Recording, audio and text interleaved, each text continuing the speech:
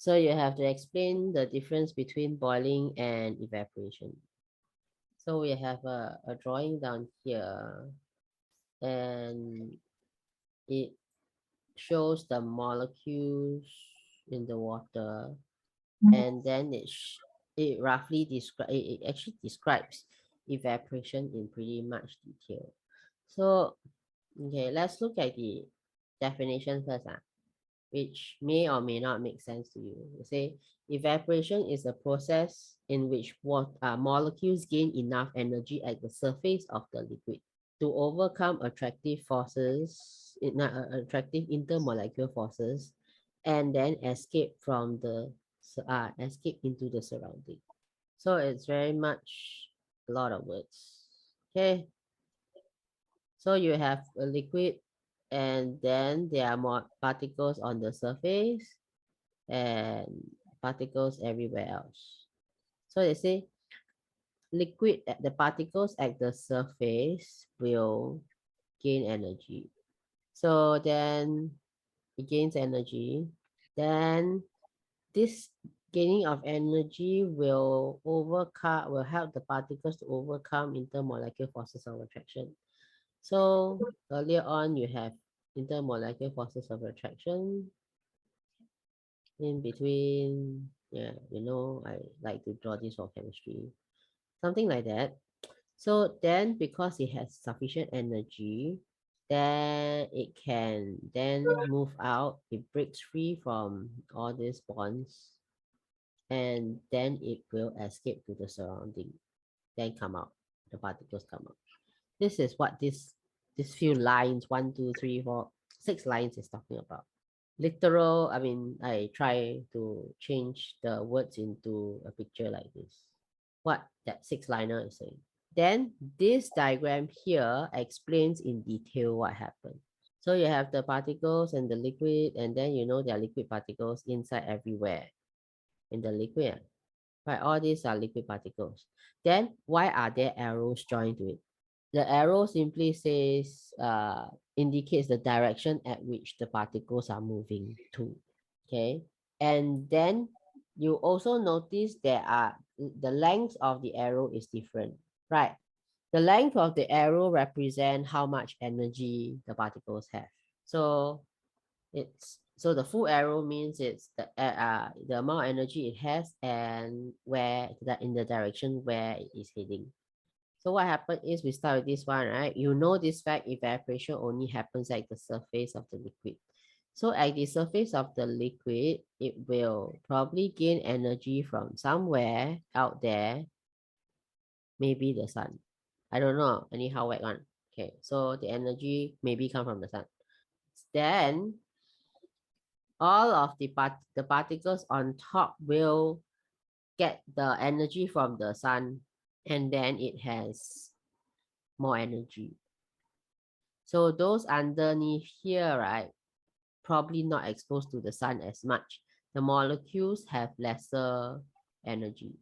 So all the particles with more energy will gather on top.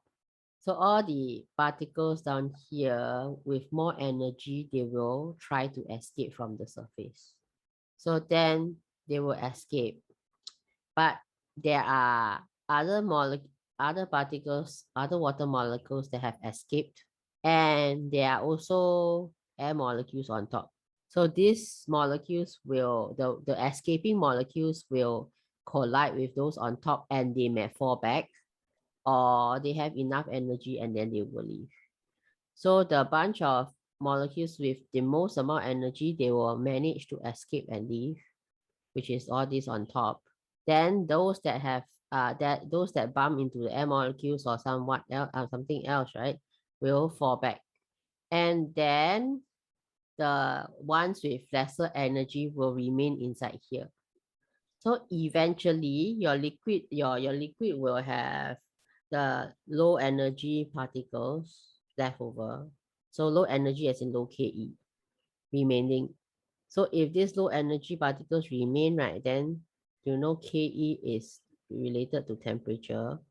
So the liquid becomes lower in temperature. So because of that, right, because more the high energy particles, high Ke particles leave, you have low energy particles left in the thing. So you will have this so-called cooling effect. Do I make sense there? Or do I not make sense? No make sense. No make sense. Erase and then re-explain. Okay, I'm gonna explain slowly, one line at a time. And then I'm gonna draw the process. So then you tell me if you can follow or not. This is a normal liquid. Normal liquid has water particles inside. Agree? Yeah. Mm. So then at any temperature, the particles will have Ke because it's liquid state, they move around, they slide over each other, they move away from each other, but the particles are still close together, right? Yeah. Yes. So they have Ke. The Ke is represented by the length of this arrow. Can? Yeah. Mm. So in a normal situation, if we keep this in the dark, or if we keep this in the is a shaded area, so the particles will move as per normal, right? Yeah, right. Let's assume it's in an enclosed container. The particles will just move at their constant speed that they have initially, right? Because if they are kept at room temperature maybe say 25 degrees. So all the particles have the same amount of energy because all are at 25 degrees, right? Yeah. Okay. So this water is at 25 degrees. I bring it out to an unshaded area with the sun. So particles move, particles are still the same. They still initially have their initial Ke and then they just hang around. Then you know the sun is the source of energy. Agreeable? Yeah. So the sun energy will hit the surface of the water, right? Yeah. Mm. So it will cause the water molecules on closer to the top to to gain this energy, right? Yeah. Then the water under the liquid underneath, which is less exposed to the sunlight, probably gains less energy from the sun. Agreeable? Okay. So then, like this. So there's no change of state, I assume. Melting doesn't happen. Boiling doesn't happen because the temperature of the surroundings is nowhere near zero, nowhere near 100, right? So there's no change of state. So then you know change of state is involved in, okay, is related to the P of the particles. So there's no change of state, so the P of the particles is not involved, correct? Yeah. Mm. Then there is, you know, internal energy is Yeah. actually PE plus KE, right? Okay. So energy taken in by the molecules, no change in state. So there's no PE involved here. So that means the only energy component that is involved is the KE component, correct? So there's a gain of energy. That means the particles near the surface gains Ke, right? Yeah. So all of them with greater Ke, they will go closer to the surface. They move faster and they move to the surface because they can only escape from the surface. This is the only area where they can escape. So the particles with greater Ke will try to go up. Then I say, right, the fast molecules all go up and then try to go up.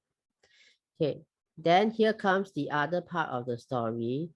On top of the container, there are air molecules, right? That is not drawn here. Agreeable? Yeah. So they are like obstacles. They are like obstacles for your liquid molecules. So when our liquid, this liquid molecule goes out, right? It will collide with some of these, correct? Yeah. Mm. So then that means this will block the molecules, and after collision, it will then fall back into the liquid. So it comes out, hit this, and then it goes back. So that's why there's this part of the statement. They say some molecules rebound into the liquid due to the collision with the air molecules or other escaping molecules. Understand this part? Mm. So then there will be bound to have some, maybe say this molecule, this what the molecule goes out, and then it did not collide with anything else. So it carries the Ke, and then it continue to persist and move out. It just happened to have not collide with any water molecules or not. It happened to miss some air molecules. So it managed to carry that amount of energy, and it continues to move out of the beaker. You get what I'm saying? Yeah. So that means, right, it still has energy. So this green one is considered as the more energetic molecule. So it has energy and it carries away the thermal energy. That means it carries away the Ke, right? When the molecule escapes with the Ke, that means the total amount of Ke in the beaker reduces. Agreeable? Yeah. So now that means, right, those that manage to bring energy away will cause a reduction in energy inside here. The ones that are the molecules that are left behind have lesser energy than the ones that left. This part, agree? Yeah. Mm. So then we come back to this, okay, this internal energy thing. And then, so we are talking about Ke here, and Ke is related to temperature, right? So we have lower Ke now inside the beaker. That means the temperature will drop. Agree? Yes. Can So now before evaporation, after evaporation, the amount of energy reduce. That's why the beaker of water will become lower in temperature. So understand already? Yeah. Yeah. So that means, right, this liquid puddle, this could be a liquid puddle on your body when you exit the swimming pool. So then this process happens quickly on the surface of your arm, and the heat source for the molecules, right, will then be your body. So these molecules will take energy from your body, and the more energetic ones will leave your hand, then leaving the particles with lower amount of energy on your hand, on your arm. So then you feel a bit colder. This is what happened. Okay. Now this is the difference. So you see boiling and evaporation. Evaporation only happens on top. Boiling happens to everyone. So what is, okay, from this diagram, right, what is the difference between boiling and evaporation? Boiling occurs throughout the liquid. Evaporation occurs only at the surface of the liquid. So that's why you see all the particles in the boiling picture all disappear, but the evaporation one, only the top few disappear, right? That's how you got the conclusion, right? Yeah. Okay. So there are obviously more differences between boiling and evaporation. So of course, depending on the question and depending on how many marks they award you, then you will select how many answers to give, how many points to give them. So you see, then it's categorized between temperature, the particles involved, the effect of temperature, and then the rate of the process, then the energy source that causes the boiling and evaporation. So for boiling, right, it only happens during boiling point. That means it only happens at one temperature. Then evaporation happens at any temperature below the boiling point. So if it's higher than the boiling point, everything would have boiled and then disappeared. Then particles, right? So particles involved in boiling is everything. This is what you said. Then in evaporation only happens in the surface. Then the effect on temperature is like this. Remember, there was one of the lessons I said, the swimming pool and you getting out of the swimming pool and then you feel cold. So this effect on temperature is describing that. So for boiling, right, the temperature will remain constant, so there's no cooling effect. So you don't, the liquid in the beaker doesn't feel cold, or the overall temperature of the water doesn't drop. But for evaporation, right, it happens at any other temperature. So any temperature. So then there's a temperature drop because there's this cooling effect, and it's shown by you getting out of the pool and then you feeling cold. Then rate of the process, right? That means how fast boiling happens and how fast evaporation happens. So for boiling, the rate of process is fast. That means it happens over a few minutes at a fixed temperature. Then for evaporation, the effect is the rate is very slow. So you can have the process going on, the evaporation process going on for an extended period of time. And then an example of evaporation taking a long time would be you hanging out your clothes to dry. Do you still hang your clothes out to dry? Yeah. So some there are certain places where certain kind of house they can put their clothes at the balcony, they put the clothes outside, like literally hang outside the house. So and then in our case, right? So you leave the clothes out to dry in the morning, and then probably you have to wait for the clothes to dry at the end and collect the clothes at the end of the day or 2 days later or a day later. So evaporation take that long. So the water on the clothes will take that long to evaporate. So that's why it's a slow process. So then the energy source, right, is where the energy comes from, where the water get the energy to either boil or to evaporate. For boiling, right, we always have this flame under the beaker, and then you will just keep supplying the heat, and then after that you take a few minutes and then it just boils. Then for evaporation, right, the heat source is actually from the surrounding, then sometimes from the sun, sometimes from anywhere around us. So these are the other differences that you can quote if they ask. Please tell me the difference between boiling and evaporation. Oh, okay. Yeah. It's very explanation. So the factors affecting the rate of evaporation is all this. So you have temperature, boiling point, surface area, humidity, and atmospheric pressure.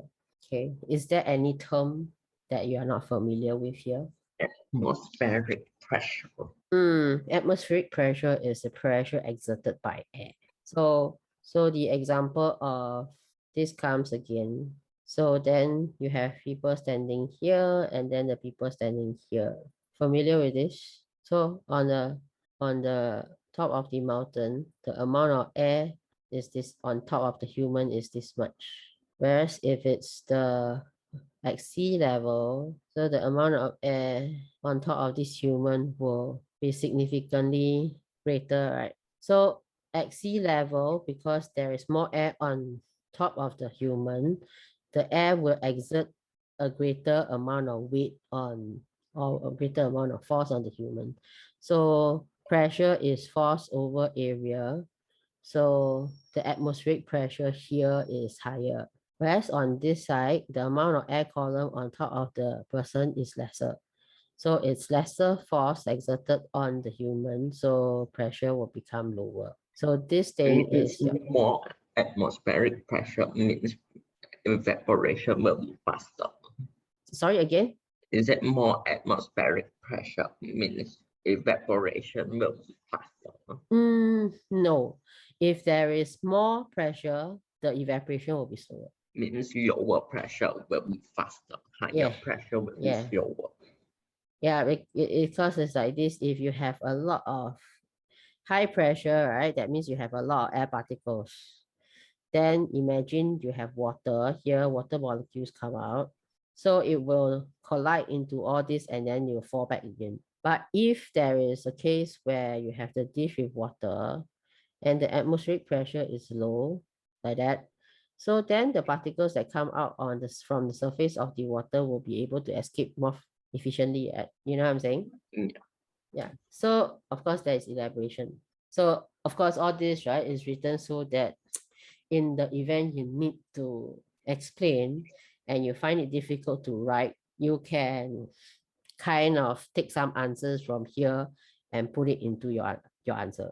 So then say, how does temperature affect the rate of evaporation? Liquid with higher temperature will evaporate faster. The reason is because particles have sufficient energy to escape from the surface. You also have this surrounding temperature is higher than evaporate faster, right? It's because the more heat is applied to the liquid and then those are absorbed by the particles. How they have sufficient energy to escape is because more heat is applied to the liquid and the liquid particles will absorb all those energy. Any issue with this? Is there a problem with this? No. No. So it's quite direct here.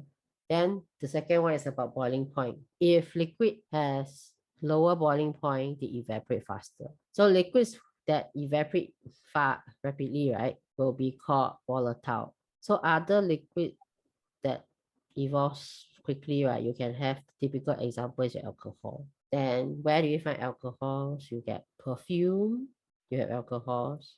So when you spray the perfume, it disappears very quickly.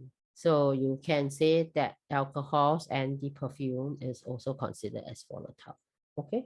Yeah. Then surface area. This surface area, they are talking about, say, the beaker. So the surface here that's exposed to air. So, or you have the streets, then you have a puddle of water in the streets, then this is the exposed surface area. That means, right, what it says is you have a large exposed surface area, so there's more space available for the particles to escape from. Greater surface area means increase the rate of evaporation. Okay? Yeah. Then now the humidity. Say higher the humidity, slower the rate of evaporation. This is air. Air. High humidity means there's a lot of water particles in the air. Then low humidity means pictorially you see air molecule. In the air you have water molecules and there's less water vapor. Then it's the same as the pressure atmospheric pressure concept. You have water here and you have water here. So the water molecules will escape, both escape. Then what happened is, right, the water molecules will bump into the water molecules in the air, and then it will be made to collide and go back to the solution, the water. So it will slow down the evaporation. But in this case, the particles can come out easily and escape the surface. So for a low humidity case, right, evaporation will be higher. Like that. Oh, Yeah. next one, air pressure. This is the atmospheric pressure. So I didn't write too much here. So high air pressure reduce the rate of evaporation. But what reason behind it, I already gave the reason to you just now. So then the next one is movement of air on top of the surface of the liquid. So just like this, you have the puddle of water on the streets just now. So evaporation will take place. So this is the without wind. Then the second puddle, that evaporation, so particles appear. So then this is with wind. The one with wind, right? The wind will blow and remove the liquid particles that come out of the surface. So the evaporation will be faster in that case. Liquid molecules evaporate, they all turn up here, right? Then the wind particles, wind will sweep away all these water particles, the water vapor. So then after that, then on top will be empty again, making space for more particles to evaporate and come out of the water, and then the wind will sweep it away again. So with wind, the evaporation will be faster. Okay, there's Yeah. this case just accumulate here. So once the particles accumulate here, more comes out, right? When more molecules, water vapor comes out, it will just collide with all this and return back to the solution. So then this one, how does evaporation cause cooling? I've mentioned a few times. If they say how does evaporation cause cooling, so you will say during evaporation, the fast moving molecules escape from the liquid, leaving behind slow moving particles in the liquid. So the slow moving particles have lower average Ke, and you know Ke is related to temperature. So low Ke means low temperature. The temperature of that resultant liquid will become lower. So if they ask you why does evaporation cause cooling, you can just slap them with this answer. You are pretty much fine. Okay.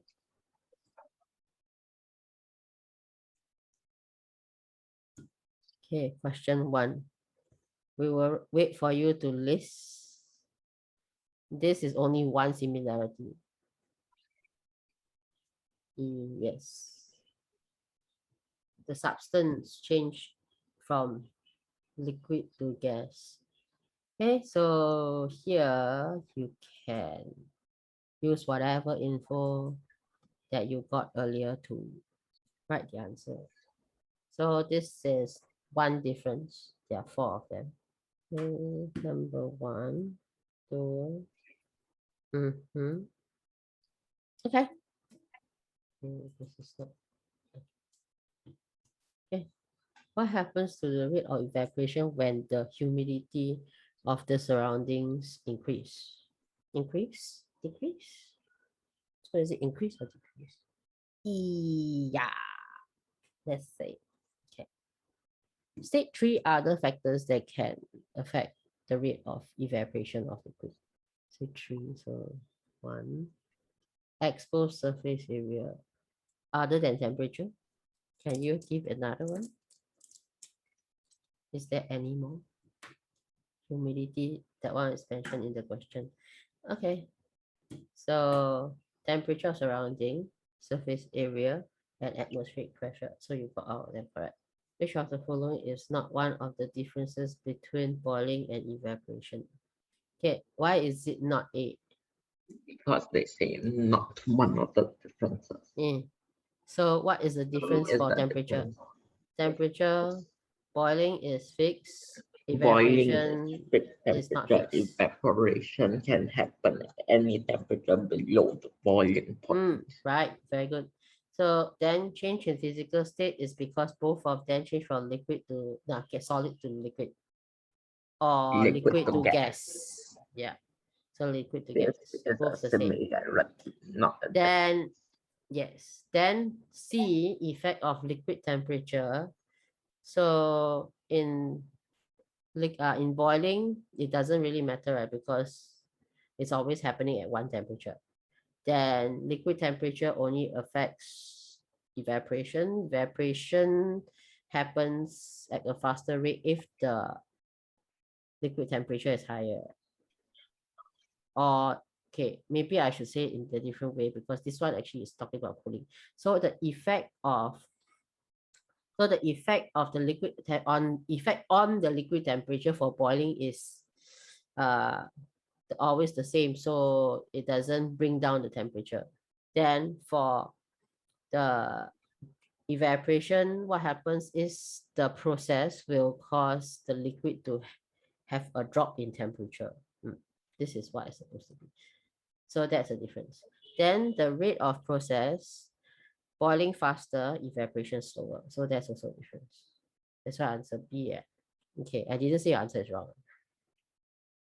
A pool of water is found on the floor in a cold room of temperature 10 degrees. Which of the following statements is true? The size of pool of water becomes bigger. The pool of water becomes ice. That's a B. Well, the pool of water becomes Because ice. the freezing point of water is 0 degrees. Yeah, okay.